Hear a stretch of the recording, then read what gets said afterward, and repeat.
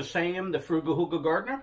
It's that time of the year again where I need to sow some seeds and put them on my lighting station, some with heat mats and some with not, under LED lights. And video number 1 that I did, I went ahead and sowed some of the peppers, sweet and hot, and also like the eggplants, things that take the longest to grow. And right now it's a time where I'm going to have to do some tomatoes. So I got a bunch of different varieties here.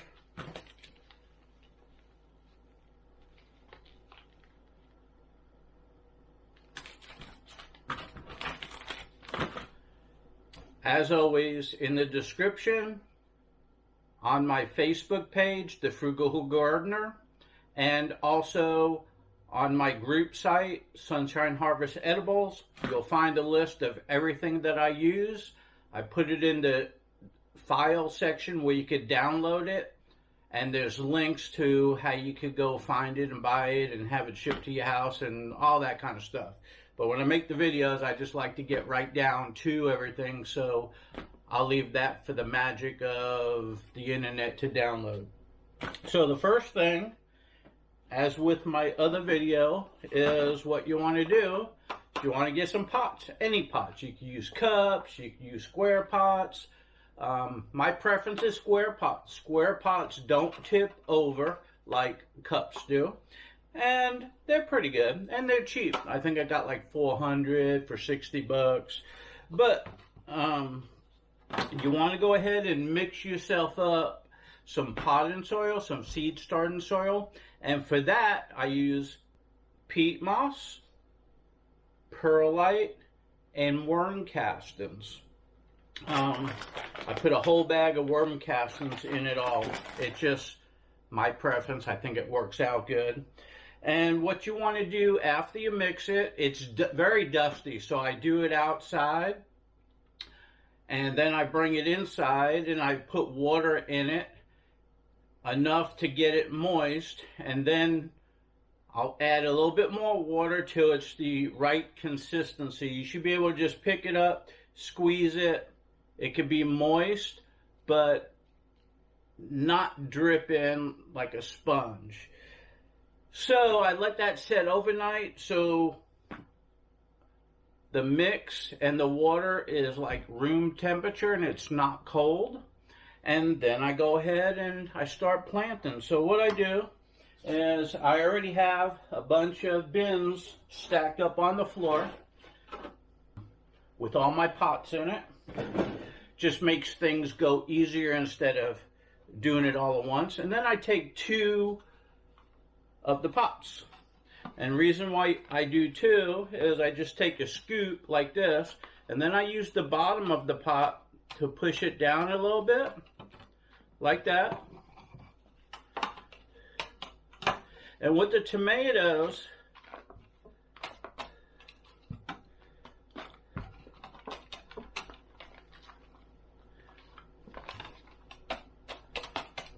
okay, when you see me sow the seeds for other varieties, I put it right to that ridge. For tomatoes, if you can see right there, I put it way down. See if you can see that in there. It's hard to video with all the lights in back of me and above me because of the way the camera sees it. So I may be a little bit dark. But what I do is I fill this pot up halfway. And the reason for that is when you put your tomato seeds in there and they sprout, once they get a certain height, you could come back and put more soil in there to build it up. And then your seed roots will form and go all the way to the bottom of the pot here. Roots, when you sow your seeds, the roots will form and go to the bottom of the pot, and your stem would fill up the other half. When you put more soil in there, just sprinkle it on in, the roots will start coming out of the stem. So you'll have, instead of just having a little root on top, you'll have a root from the bottom all the way up. So when you pull these out to transplant them, and you can quarter them or you can plant them whole like this, depending on how many pots you have and how many you want to put on the shelf. The root system is going to be that tall already instead of like that. So that's why I do that. Also, it prevents it from being leggy, at least it helps. And if your root's up here and your plant gets tall, it could be wobbly on top. So I get into that habit.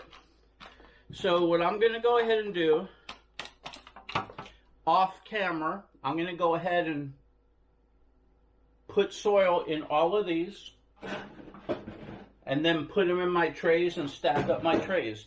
Then I'll come back over here and I'll get my favorite tomatoes that I want to plant this year. And I'll show you how I plant the seeds. And when I plant the seeds, I'm going to mark labels using a graphite pencil, because a graphite pencil, when you write it down, will stay on there the whole season. It's actually hard to get off. You got to use alcohol and stuff like that. To where if you use a marker, a Sharpie or something like that, even though it's permanent, in about a month or 6 weeks, you're not going to be able to make out what the plant is. So I'll have a link for these in the downloadable PDF file that you could print out, and you'll have all of this. And then once again, when I open up the seed packs to whatever I'm planting, I go ahead and I use some little micro clips. That way I could clip the top of them like that and put them away and they don't fall out. If you try folding the top and just stirring them, what happens? They fall out, they get mixed up, and it's a mess. So with that said, let me go ahead and pot, and I'll be back with you. Okay, so I have one just about filled up, and I'm going to show you. I went ahead and cut a solo cut because it's smaller, and I like to do things on a big scale, so I like to do a production line. It goes quicker. So I just kind of fill that up like that, and that's plenty to put in there. And then I could just take the pot like this and put it in, and take one and tap it down, take the other one, tap it down, and they're filled up equally. That's the one I was using, so let me steal one from the bottom. Once again, I'll do it. I'll fill this up like that, tap it just a little bit, want it overflowing, put it in there.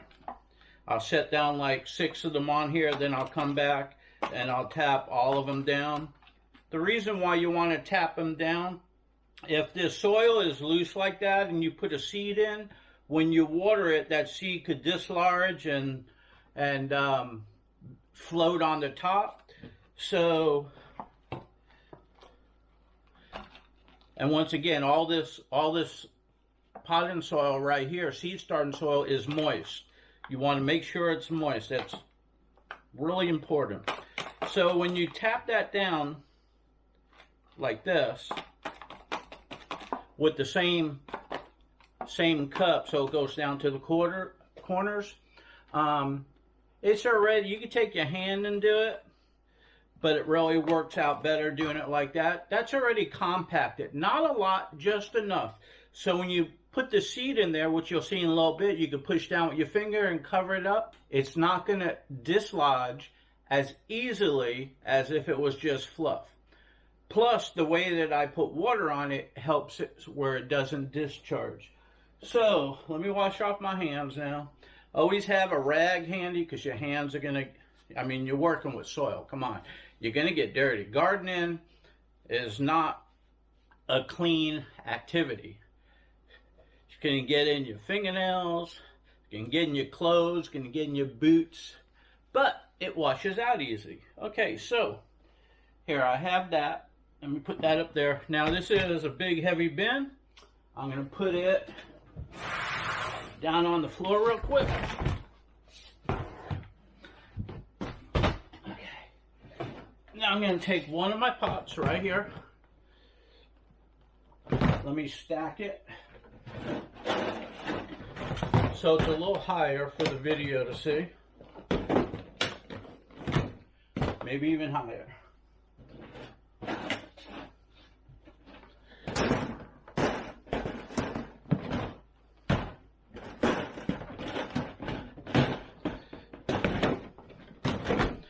Gotta love these bins, I'll tell you. It fits everything in there perfectly, and you can stack them.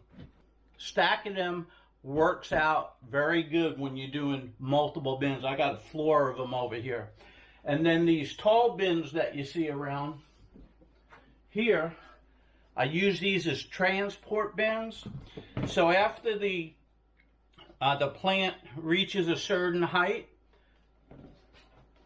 like 18 inches up to here, I'll take them and I'll put them in here, and I could carry them outside to my porch so they toughen up, and I could bring them in the evening. Look at last year's video, you'll see me doing that. And then you don't have to worry about your plants being high, they fall over, you gotta take them off of here and move them out. It's just one bin, carry out everything that's in there. And with the bin being higher, when the wind blows, it won't blow them over. When they're in something like this or nothing, the plant will be this tall. A hard wind will fold them over, because remember, they're only so thick when they're young. So it's good to have the two different types of pots. Once again, it'll be down there in the description. Download the PDF, all this will be on there. So now we want to get to the fun part, which is planting seeds. So for that, let me set the camera up facing down, and with the slide of the hand, we'll see some magic. Okay, so first thing I like doing is I like to take my unopened packets out, and the ones that I'm not going to do, and I set those aside. And then I take all my cherry tomatoes and I move them over. And I take my larger tomatoes and I move them over. So right now we're going to do the large, and then we'll do the cherries. The reason why I do that, and I don't mix them up, when I plant, I like all the cherries to be in one section and all the larger tomato plants to be in another. So it's just easier to put them in separate bins. So this is what I do. Of course, I've got like Cherokee Purple, which I love, Brandywine, which I love, Black Creme, Abe Lincoln, True Black Brandywine, Kellogg's Breakfast, which is really cool, Pineapple, I love the pineapple, Gold Medal, gotta love those. This Dr. Whitehead's Yellow over here is delicious. Here's a yellow Brandywine. Right here. I don't know. Did I just have that? No. This yellow Brandywine is really, really good as well. And then Abe Lincoln, Green Giant, and then I got a Big Zack over here. So what I'm going to do is I got a little bowl right here. This bowl really makes it easy, because you want to open this up. Here's my clip. These I used last year. So for $2.19, I'm getting 2 seasons out of them. And by the looks of it, I'm going to get a lot more than 2 seasons. So I'm going to go ahead and put these right here in a bowl like this. So there's a couple seeds right there. Okay, I don't need a whole lot in there. So you just put this to the side. Now you have your seeds. Go ahead and take your pot, depending on how you want to plant them.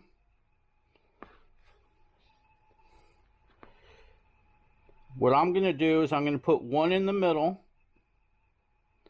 because I only want one growing per pot. So this is what I'm going to do. Take your finger the seed is on your finger, if you can see that. And then you just take this like this, and you take it, put it in. Can you see that seed? That seed is right there, and it's not deep at all. It's about 1/4 of an inch. And move this light up here. Okay, can you see that seed in the center? It's only down about 1/4 of an inch.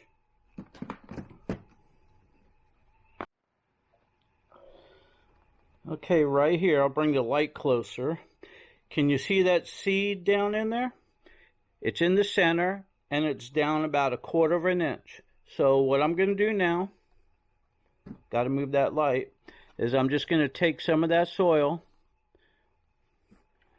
push it over the seed like that.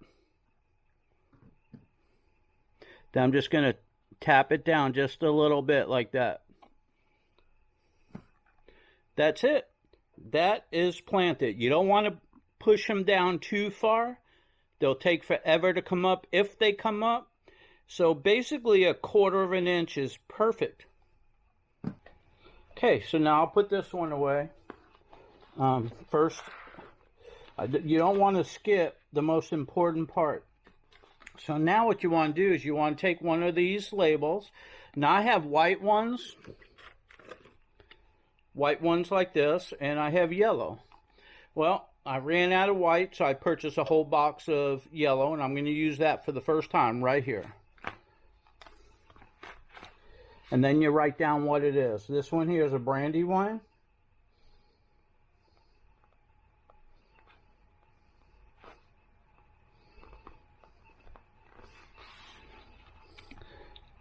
Mark down what it is and put it in the pot. Okay, that's really important because you want to know what you're growing. So when you plant them, you could plant every other one or every one, put one in each bed, however you want to set up your garden, but at least you know what the plant is. Now, when these grow and they get to be this tall and I add more soil, I'll just put this up higher like that. So there's one. This is all set and ready to go onto my light table. Okay, so now I really want more than one brandy wine.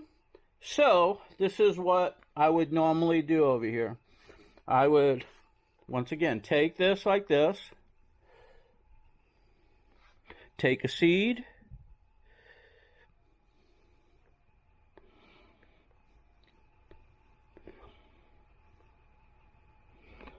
Here's my seed. I'm going to put this seed right here. Can you see it right there? Now I'm going to get another seed. It's on my finger, and I'm going to put it right there in that corner. Now I'm going to take another seed, put it right there. Okay, it came off my finger right there. And I'm going to take a fourth right here and put it in this corner. So now, as you can see, I'll use this pencil. I got 1, 2, 3, 4 seeds. So this way, if you put them on a heating mat or you put them on your light shelving, you don't have to use up all your space on the shelving because you got 4 in here. Instead of using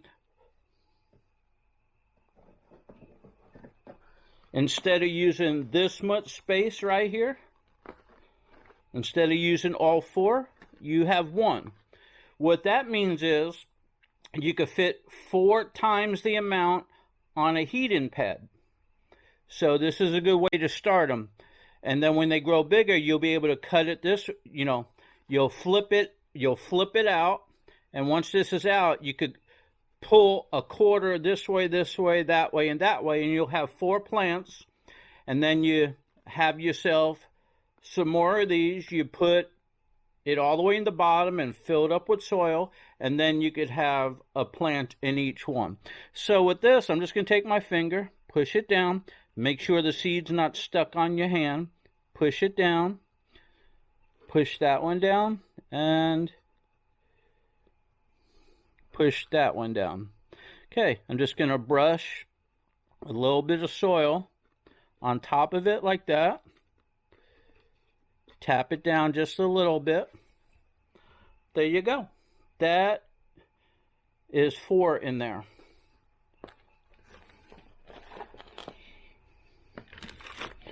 And once again, I'm going to take one of these. Now I'm going to write down what it is.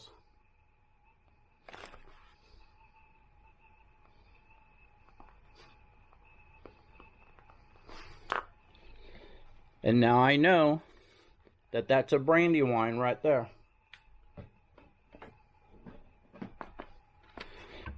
Now I'm going to come back to this first one I did because I want 4 in here. I was just doing that for an example. There's already 1 in the center. I can't help that, but I'm going to put 1 there. Oops. Take 1 there. 1 there. And 1 there. Okay. Now I'm just going to push that down, push that down, push that down, push that down. Okay, can you see that? There's 4 seeds in there. There's also 1 in the center because I was doing an example. That's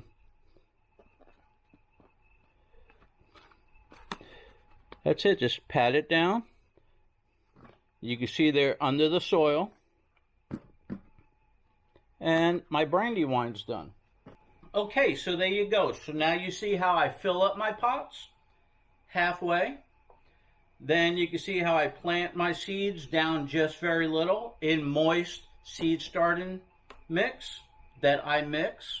I always mix my own. I think it comes out better. Plus it's more cost effective. Now you can see that I label. And once I finish this and once I finish all these other trays that I have here and down there, then I'm going to go ahead and place them on my lighting station over here.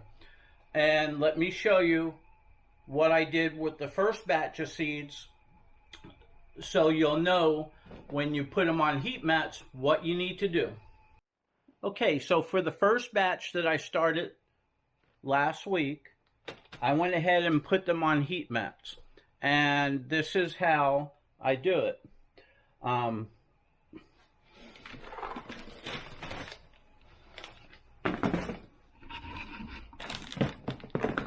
Okay, so right here, there's a heat mat.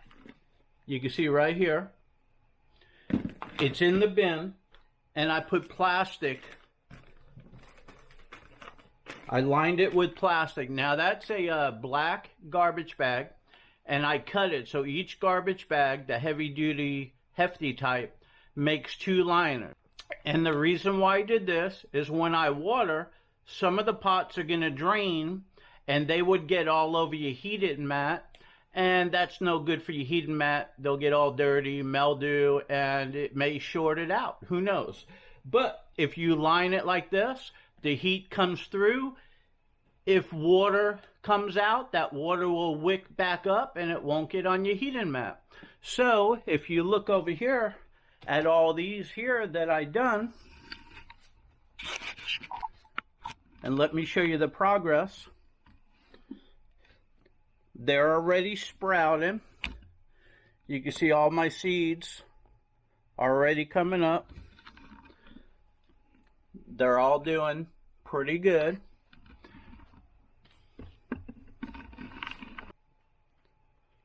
And that was just not too long ago. I always start these first, then I move to my tomatoes. And there's no rush.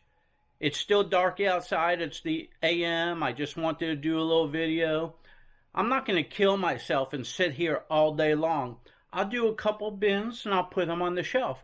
Tomorrow, I'll do a couple bins and put them on the shelf. If I got something to do, I'll do it the next day. I don't want to kill myself. I just want to get them planted. There's no urgency. Within a day, a week apart, it doesn't really matter. When they get outside, you harden them up and you move them to the garden. That's where the magic is going to happen. So on my heating pads, I got a controller over here. And I set the controller for 80 degrees. This is 79.8. And I have this probe right here. I have this probe in the soil, like that. I just put it down halfway. I don't put it over the metal part. I don't want water to go down in it. And that tells me what the temperature of the soil is. Now, if you don't want to do that, a lot of people will just go ahead and hang this up here, and then you know what the air temperature is. I don't like to do that, because then the soil, if that probe is not in the soil, and this is reading the air temperature, that heat map is reading the air temperature and not the soil. So the soil, instead of being at 80 degrees, it's going to be at 85 degrees or more. So that's why I like putting it into the soil. If you notice, that's in the soil.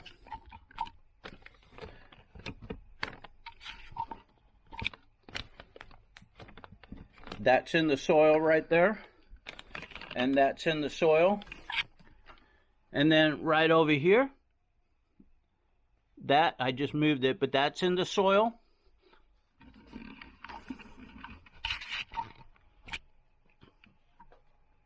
Now you could do it either way. Some people don't buy these because these are $20 and the mats are only like $11. But I tend to like having the controller. You don't need it, but the soil will be up like 85 degrees instead of 80 degrees. Just keep that in mind. Okay, so with that said, let me get back to seeding. And once I'm done seeding, I'm going to go ahead and put them on the shelving. Now, if you want me to talk about the shelving, these are just, 4-foot long shelving. You don't have to get chrome. You could get black, whatever you want. But I like the shelving. And what's good about this, up on top, I can store all my bins. And then I can have lights going all the way down. And then on the floor, you can slide stuff underneath. And that could be storage too. I put casters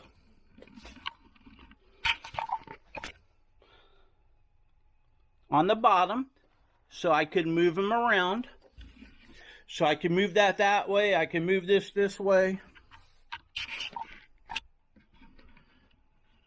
And what that does, if stuff falls down there, you can move it out of the way. You can wash the floor and put it all back.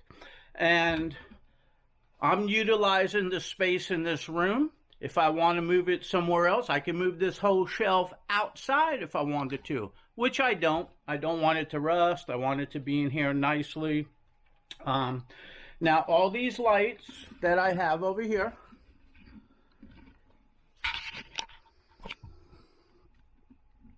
these lights go from one, then down the other end goes to that one. This comes out, loops around to there, and then so forth. They're all connected. I put this one in between with no shelving. That way when I do fruit trees or banana plants, they could grow up and I could have a tall plant right down in here. So I'm utilizing the center. This on the wall over here, okay, this over here I have connected to the back sides and the sides. And what that does, it reflects light, so it's getting light from all angles. Plus, there's windows behind there and a wall. So if we have a cold spell, it's a heat barrier, so it doesn't let the cold come in as much, so they stay a little bit warmer like that. So it serves two purposes.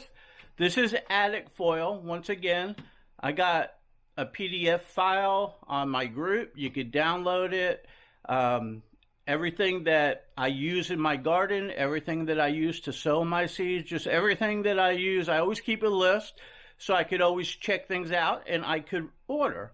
I make that available to everybody so you can see what I'm using, and I shop around for deals and I try to get good stuff so my growing season turns out good, including these lights. Each light right here, it has an on and off switch, so you could turn them on, you could turn them off. And then I have them plugged into a timer, so the timer will come on and come off. This, by the way, is one of the best timers that I found, so you should check it out. There's a lot of other brands, but this one's very dependable, easy to use. It has 8 plugins over there, and it programs really easily. Now, these are the lights that I use. I got more to put up. I was using 2 last year. And now, if this will let you see, I'm using 1, 2, 3, 4 up on top. Now, these here, you could attach them any which way you want. I find it's real easy just to use some zip ties like that to hold them up. I was using zip ties like that from the top side, but these long ones, I just felt it was easier. And with them zip tied loosely, you could actually move them back and forth if you want to slide this out. If you want to move these, you could pop it out. Then I use these clips right here to hold the foil. So I have the clips on the side, on that side, and on the top. There's different ways to use the clips. And then this here is another piece of foil. You see it up there on top? If I take this, you see it comes down? Well, right here, if I want to create more reflection,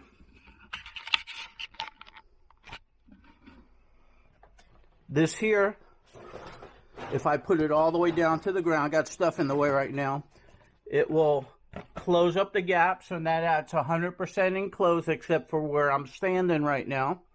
And if you want more heat, this will create more heat in here, so you can use it any which way you want. That's just the way that I do it. I just fold this up and get it out of my way. I don't need it right now. Just depends on what you want to do. I'm just showing you so you can see the different uses. You could put one down here. You could put one in the front there. You close up the whole front if you want and then roll it up. So where that will come in handy, let's say you're in a winter zone. Of course, I'm in 9A. I'm in north central Florida, so we do have freezes and we have some cold spells, but very, just for a couple days. If you're up north more, you're going to have a really cold winter. So if you want to grow indoors, like in your garage isn't heated, so it's going to be cooler. So what you could do is you could utilize the heat barrier. It'll hold the heat in. And all you got to do, LED lights don't give off much heat, but it gives off a little. But you could hang a little heat bulb right here, and that heat will radiate all the way through. Put a little fan in there to keep some circulation going. You could put a heater on the floor. The heat will go up. Be creative. You'll figure something out. But this here, even though your whole garage is going to be cool, your whole lighting station will be warm. Anyways, with that said, let me get back to sowing some seeds. Once I'm done, I'm going to take the trays and I'm going to go ahead and put them up here.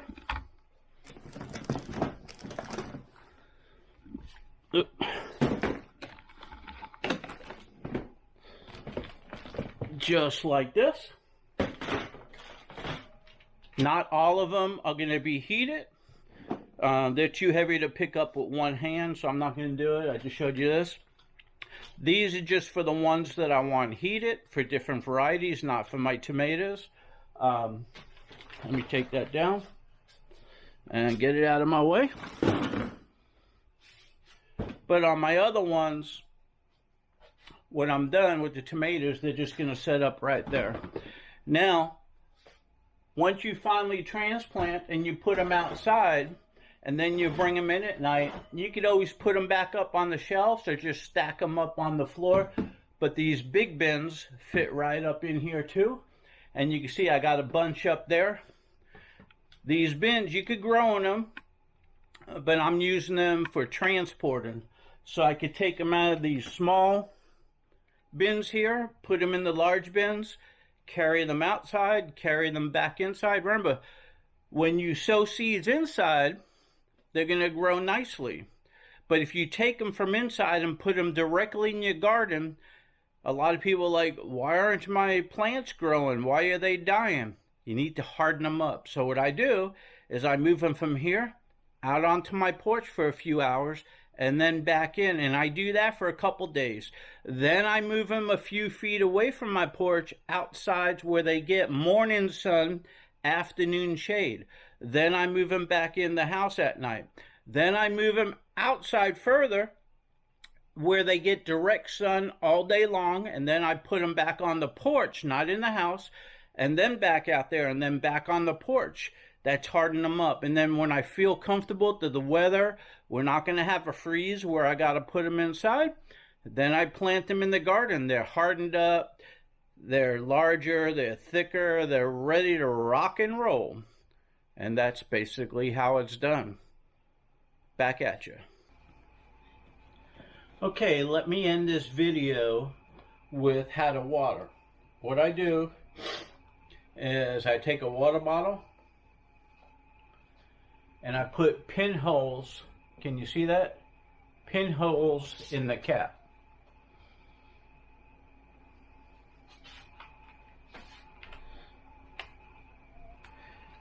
And then I take it and I go like this, see it? Can you see that water coming out? And then I water the seeds really good like that. And the reason why I use that,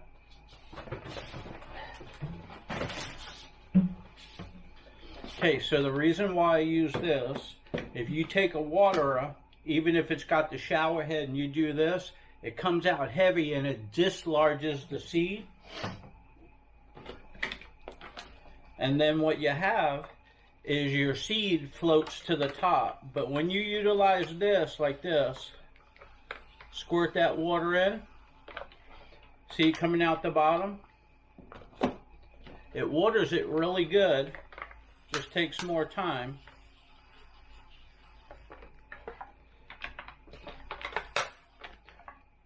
So it gets the seed nice and wet.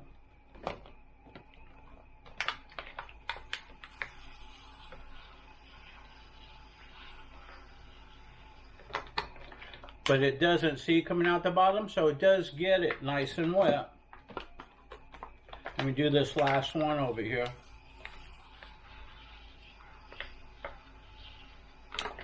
Okay, once again, here it is.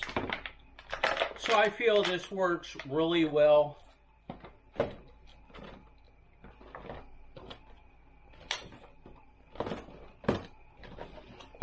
When you're sowing seeds. So when I finish this whole thing, I go over it. I got a couple bottles that I line up. And then I water them all and then put that away. And then when I got this whole tray seeded and watered, I put it on my shelf over here. But for right now, I'm not finished with this, but overnight, I'll just put it up there. The heat from the light below will keep it a little bit warmer. But that's ready to go. Those seeds are watered, so they'll start germinating. I'll pull that down, set it on here when I have more time, and direct sow some more seeds, and then I'll water and I'll put them back up there. So don't use this, even with the sprout head on it. It'll just, too much water will come out. It'll lift up the seed will be laying on top. If you go ahead and use the water bottle method with the holes in the cap, just take a little pin and put a bunch of holes in it. It shoots down a lot of water real softly. It doesn't dislodge the seed, and you're going to be off to a good start. And you're not going to have to push your seeds back down. So remember, some seeds are black and you can't see them down in there, so it's better to get into that habit. So with that said, start sowing your seeds so you can have a terrific garden this year. Back at you.